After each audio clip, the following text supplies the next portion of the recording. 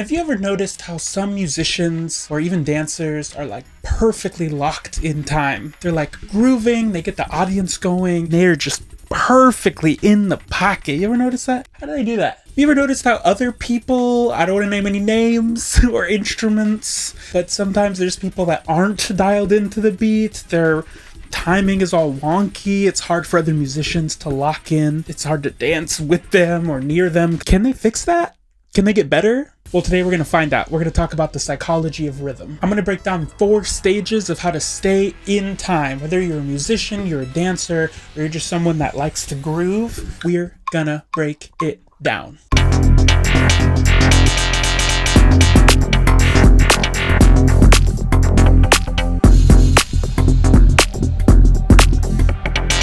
Okay, I decided to do a deep dive into the scientific literature of rhythm and groove and beat, and these nerds figured some stuff out. But what I found is that everyone can experience timing and a beat. This is a universal thing across cultures, across time. I thought it was just musicians that did this, but it turns out scientists also break down the difference between beat versus meter versus rhythm, and there's a bunch of other terms as well. A rhythm is just any type of pattern of sound occurring in time. So all of those, the relationship in time between those is what we'd call rhythm. Beat, on the other hand, is kind of the underlying pulse underneath the rhythms. This is often tempo. We even call it beats per minute. Scientifically, a beat tends to be isochronous. That's how you say it, which just means that the space between each pulse is exactly the same. That's our beat. A meter is how you cluster these beats together. So it's the difference between stressed beats and unstressed beats. So it might be in groups of 3, for example, 1, 2, 3, 1, 2, 3, or 4, or 2, or 1, or whatever. But a meter is just how many groups of beats that you have. All of these are perceptual elements. This is how we perceive timing. Now, according to the research, after beat perception, the next step for every single stage is going to be beat extraction. And that just means you're figuring out how to align your body and your mind with that beat after you've perceived it. So now that we know about beat perception and beat extraction, we can talk about the 4 stages of how to get really good at staying in time.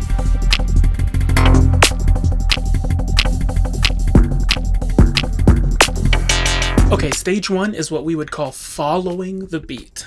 In this case, you're listening to the beat and doing your best to stay in time with it. You need a metronome. I'm going to say it again for the people in the back.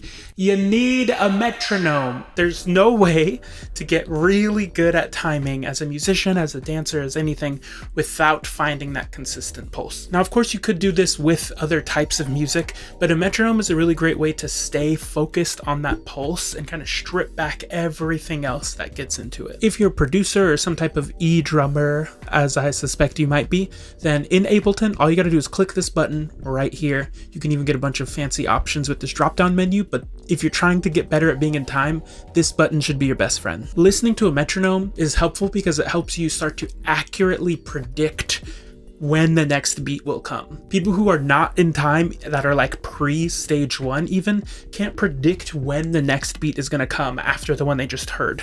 So they're just guessing. Once you start to get into time, you start to follow the beat, you enter stage 1, you're predicting when the next beat is going to come, rather than just reacting to each beat as they come. The more you listen to the beat, the better you'll get at accurately predicting when the next beat will happen. And this literally happens in your brain. For stage 1, when you're following the beat, it's very much in your prefrontal cortex as you're learning to predict and you're planning and you're focusing really hard on the beat itself. As you get deeper into stage 1, you'll start to get better at recognizing whether you're rushing or dragging. These are both really important to understand if you're trying to stay in time. If you are going too fast, in the music world we call that rushing. You gotta slow it down. If you're going too slow, we call that dragging, and you gotta pick up the pace a little bit and get on the good foot. If you're just starting out at stage 1 and you're trying to get better at the fundamentals of staying in time, you probably want to aim for tempos around 100 beats per minute to 120, 130 beats per minute. This has like evolutionary roots in the way we walk and the way we run and the way we hunt in groups. groups, evolutionarily speaking, this tempo range tends to be the easiest for human beings to find the pulse and stay in time. So it's a great place to start. This evolutionary path is probably part of the reason why moving your body helps you way more to stay in time than standing still. Tapping your foot, snapping your fingers, bobbing your head. If you can move your body as you learn to follow the beat, it's going to make things so much easier and you're going to really get deeper into it. Let me give you an example of me listening to a metronome, working on staying in time, following the beat, predicting the next beat as it comes, moving my body, and trying this tempo of around, I think in this case I'm doing 130.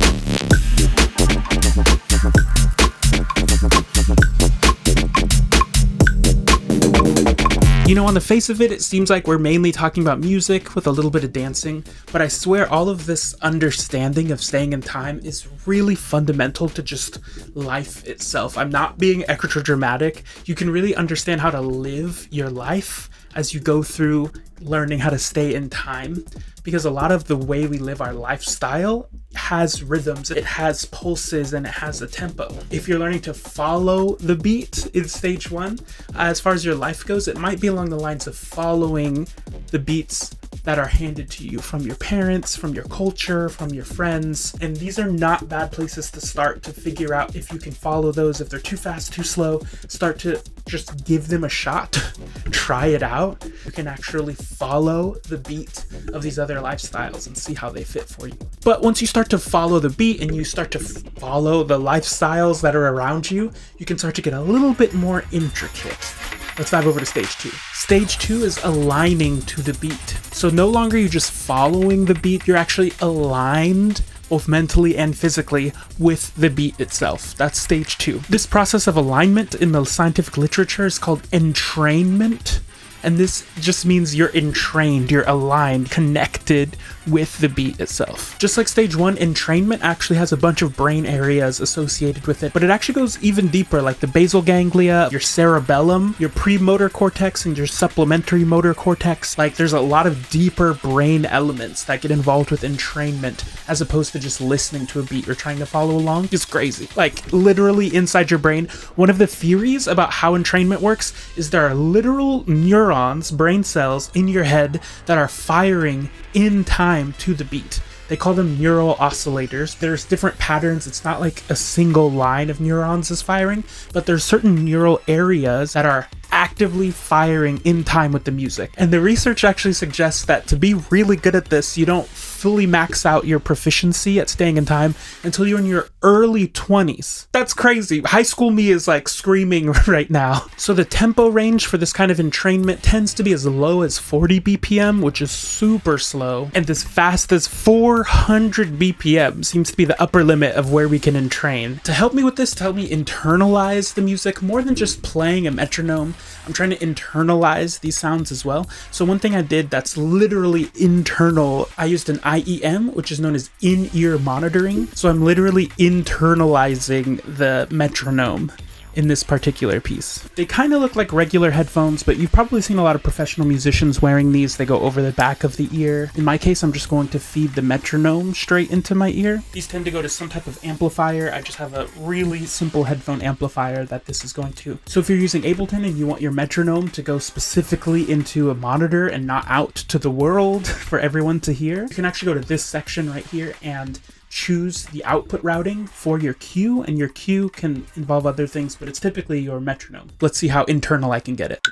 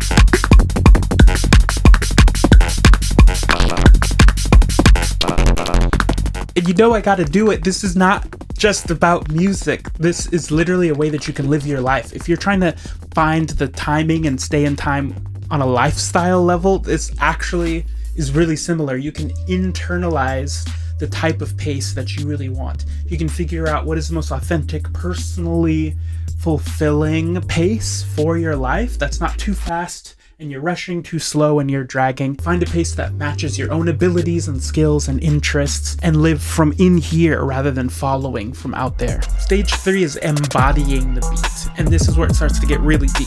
Literally, it gets deeper into your body. So stage 2, we were talking about these internalized mental frameworks and mechanisms. In stage 3, we actually take those mechanisms and embedded them into your body. Literally, I'm not just saying like metaphorically, it gets inside, like no, actually, those parts of your brain that were sending signals around to create those mental representations in stage 2, send a bunch of that information down into the sensory areas of your body. There's literal signals of electricity and chemicals going into your hands, into your feet, into your core, into your hips, throughout your body. And that's where a lot of the processing to stay deeply in time also happens. This is called embodied cognition. Your brain is not the only place that thinking happens in your body.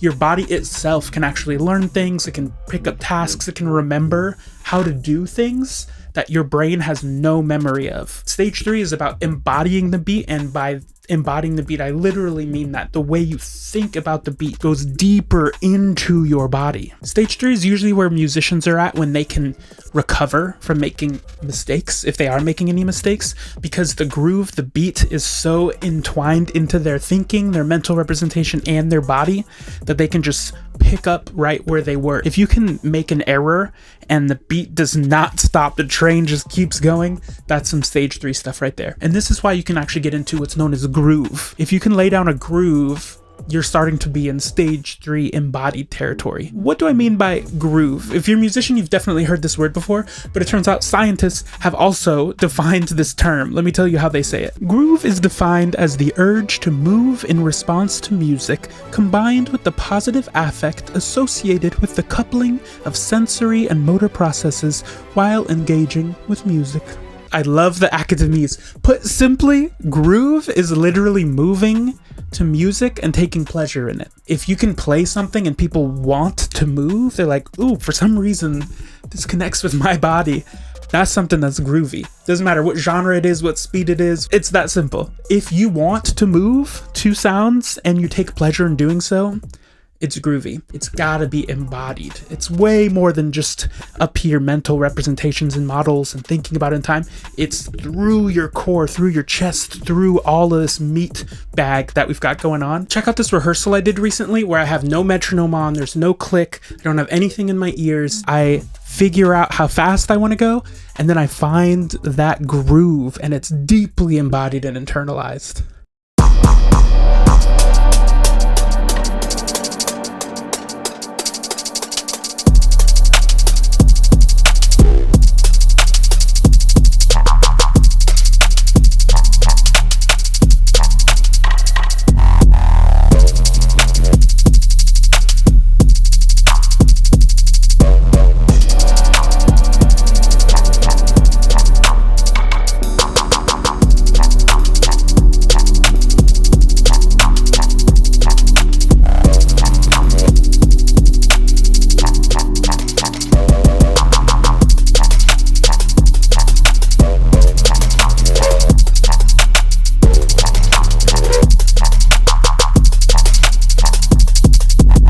Stage 3 relevant to the way I live my life? It sure is. It's not just music. If you're embodying the beat, you're embodying your life starts to get groovy. And by that, I mean you move with life and you take pleasure in doing so. You can savor each day, not just a specific activity or specific food or something, but you savor the way you're living your life and you enjoy it, you take pleasure in it.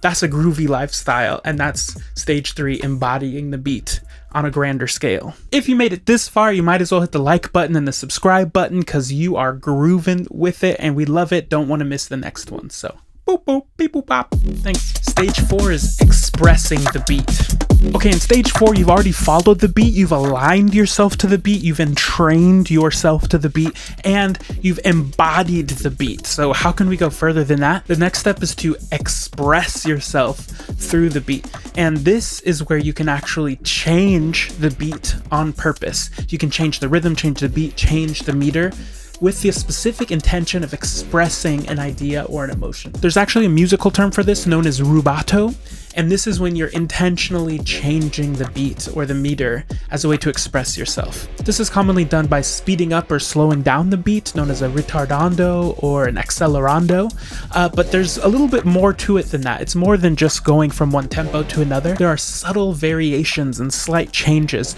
that can really help evoke a certain feeling or demonstrate a certain idea that you're trying to express musically. And when you can do this still from a place of deep timing and rhythm and groove, that's stage 4 material right there. There's a lot of ways this can manifest. This might be that you're the drummer or you're the only musician playing, like a solo pianist, and you're really expressing yourself through the beat or the meter in a way that changes the entire composition. You could also be an accompanist or playing with someone else who's keeping the time. You're like a vocalist or something like this, and the beat isn't necessarily changing, but your delivery can be ahead of the beat or behind the beat, but on purpose to evoke certain feelings, like an intensity when you're going ahead of the beat, or like a relaxed lackadaisicalness if you're going behind the beat. But what's key here is you're doing this on purpose to make a musical statement. That's what makes it stage 4 and not say stage 1, you're just out of time. Stage 4 is when you've built enough skill and experience and internalized the beat so deeply that you can break the rules on purpose. A lot of people break the rules when they don't know the rules. This is a classic art cliche, but once you know the rules, you can break the rules in interesting ways. And stage 4 is all about that, taking the timing, the beat, the meter, and making it your own, expressing yourself through it rather than aligning or embodying or like sticking to what it's supposed to be. What it becomes is what you want it to be. I have this drum rack I've been playing with that is very expressive. It's very expressive velocity wise. You'll notice gentle taps have a certain sound and more aggressive taps have a much different sound. It's velocity sensitive, but I'm also expressing myself through the timing and the beat shifting as intentionally as I can. So I'm attempting some stage 4. Let's see how it sounds.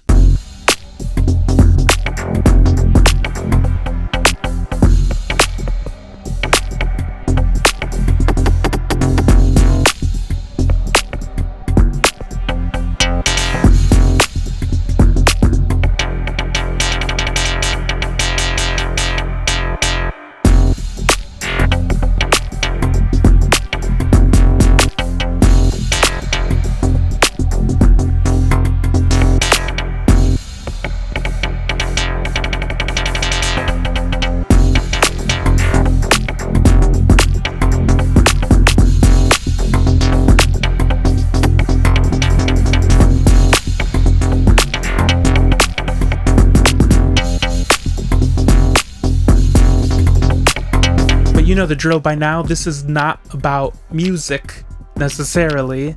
If you can live your life in a stage 4 kind of way, that means you're expressing yourself through the pace of your lifestyle, right? In stage 3, you were grooving to it, you were enjoying it, you're moving your body to it, you're embodying your lifestyle. In stage 4, you can rubato the way you live. So that might mean speeding up your pace of life in some cases, slowing down your pace of life in other cases, all with an intention and a specific approach to the way you want to express yourself, your own ideas. This is stage 4 living as far as it comes to staying in time. And if you're struggling to figure out how to do that because you've got too many creative projects on your plate, you've got way too many ideas, you can't keep them organized, then you can check out this video right here, which will help you learn how to balance multiple creative projects in a way that might even allow you to get to stage 4. I'll see you in the next one. Peace.